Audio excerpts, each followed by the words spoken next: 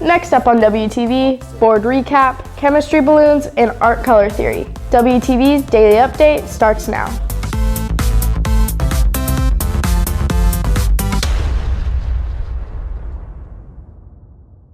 Hey there, Red Hawk Nation. Today is Tuesday, February 11th, and I'm Vanacour with today's daily update, brought to you by WTV. Students in the Art 1 Advanced class are preparing for upcoming projects by practicing in their sketchbooks.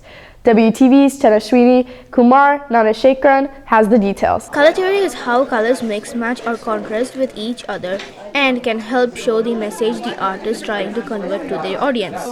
According to teacher Alice Reed, students are trying to mix the color to bring a new color from light shade to dark shade to prepare themselves from upcoming project. Color theory is important because it teaches students how to properly mix colors together to make new colors, and it also teaches kids how to combine different colors into different color schemes to make more visually pleasing pieces of art.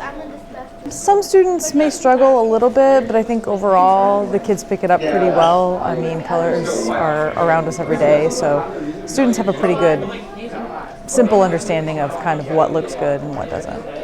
Facing difficulties while blending colors into unpredictable different shades, freshman Manashwini Nanasigan Kumar realized what's needed to avoid mistakes. I think this topic is pretty hard because while we mix primary color and secondary color together, it gives us a lighter shade sometimes and a darker shade sometimes. So it's actually complex that we have to keep an eye on our project and our color to not mess up the project in future. Reporting to WTV, I'm Tejashwini Nanasigan Kumar. Advanced chemistry students are learning how to do their new unit stoichiometry through interactive labs. WTV's Ginger Zander has the story. A typical party decoration is being used in a different way by chemistry students as they learn about a math-heavy component of the class. So students had to do the baking soda and vinegar lab that they're familiar with from elementary school, but this time they're filling up balloons with an amount of gas and trying to calculate the amount of gas that was made to figure out which one ran out first. Since this unit can be complicated, it is helpful for students to get a visual experiment to help them with their understanding. The balloon lab gave us an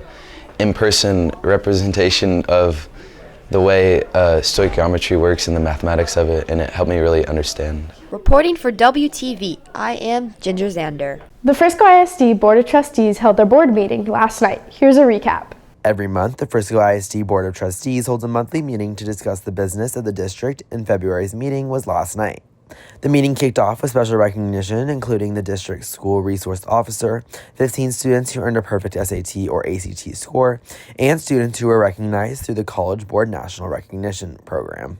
In addition, the meeting also featured a Future Ready spotlight on Christie Elementary. The board also approved of meeting minutes from the January meeting and authorized to sell district property for funds to reinvest elsewhere in the district. Reporting for WTV, I'm Joaquin Perez. After not being a thing for a couple years, here's a look at today's edition of 14 Days of Love.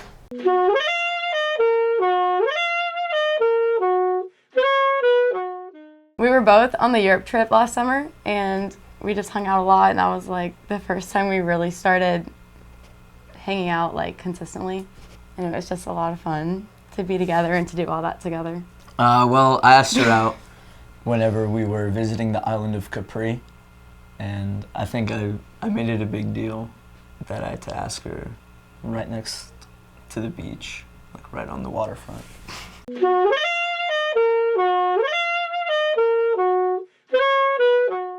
On today's sports, WTV's Wesley Broder brings you a look into Red Hawk athletics. Girls basketball was on the court last night for their bi-district matchup against Wakeland. The girls would fall to the Wolverines 48-42, ending their season. Boys basketball will look to end district play with a win when they face off against Lebanon Trail tonight at 7:15 at Lebanon Trail High School. The boys secured the third-place spot in the 11-5A district with their win over Frisco. Emerson, Centennial, and Independence are currently tied for fourth place. If Emerson or Centennial take the fourth seed, Liberty will be placed into the Division II bracket. If Independence takes the fourth seed, then Liberty will be placed into the Division I bracket. Swim and dive competed in the UIL 5A Region 2 meet. Multiple Redhawks would punch their ticket for states, with Ian Choi, Derek Hins, and William Whitehouse qualifying for the boys. Zoe Schneider, Darcy Jenkinson, Amanda Carta Wajaya, and Laura Huang qualified for the girls. The UIL 5A state meet will take place beginning next Friday at the Lee and Joe Jamail Texas Swimming Center in Austin. Wrestling went to the mat for the UIL 5A Region 2 meet. Multiple wrestlers would punch their ticket for states, with William Randolph, Julio Velo, and Juan Mendoza qualifying for the boys, and Danny Banks and Angel Machiri qualifying for the girls. The UIL 5A state meet will take place this Friday and Saturday at the Barry Center Arena in Cyprus. Soccer went up against Memorial on Friday. The girls would fall to the Warriors 6-1, while the boys would come out on top with a 2-1 victory. They will be back on the pitch tonight against Emerson, with the girls kicking off at 5:30 at Emerson High School and the boys at 7:30 at the Nest. Boys golf will be back on the course this Friday and Saturday for the Region 2 preview beginning at 8 a.m. at the Tanglewood Golf Course. Reporting for WTV, I'm Wesley Rodor. If you are looking for more from Wingspan, you can follow us at Liberty Wingspan on X, Instagram, and Facebook, or visit our award-winning website, libertywingspan.com. And now for today's announcements. Math Honor Society is offering tutoring for students. You can sign for one advisory, tutor someone, and get an hour of volunteering hours. Just scan the QR code below to sign up. Sign Up Genius will be available after you submit the forms. Seniors can also earn graduation cords. That's it for today's Daily Update. I'm Mari Vanacour with Wingspan TV.